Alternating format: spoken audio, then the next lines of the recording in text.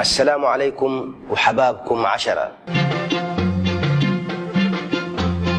نعيش اليوم مع ملحمة أدبية سودانية من أعظم الأعمال الأدبية السودانية إن لم تكن أعظمها على الإطلاق.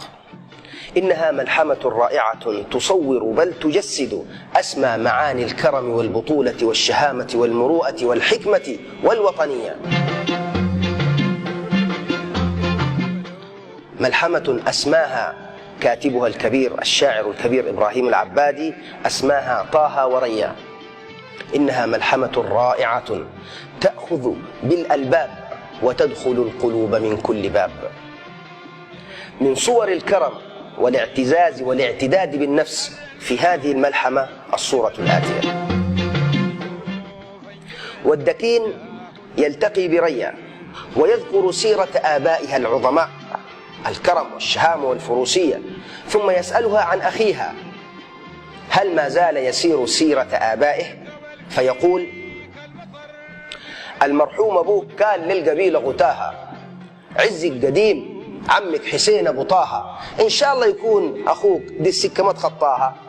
فتجيبه إجابة كصاعقة النار وكالسيف البتار، تقول: كان ما يسد مكان قدمه ليش يعطاها، لماذا يطأ الأرض بقدميه، ولماذا يستحق الحياة أصلا إن لم يسر سيرة آبائه؟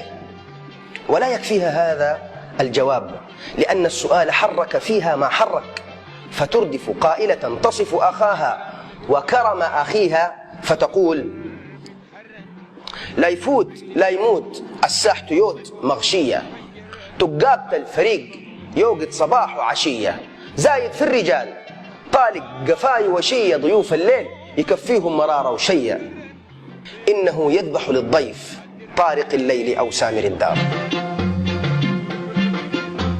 لن تجد صورة تمثل لك معاني إغاثة الملهوف كهذه الصورة التي رسمها إبراهيم العبادي في مجلس الجعليين، مجلس المكنمر كبير قبيلة الجعليين.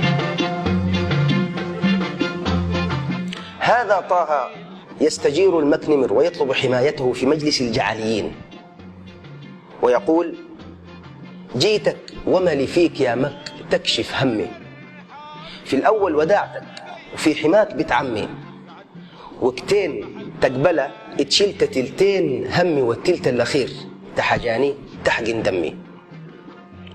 يطلب حماية الجعليين، فينظر المكنمر في مجلسه ويخاطب الجعليين قائلا: مطارق جعل، انتوا الكلام سامعينه، قولوا دحين رايكم وفكركم الشارعينه.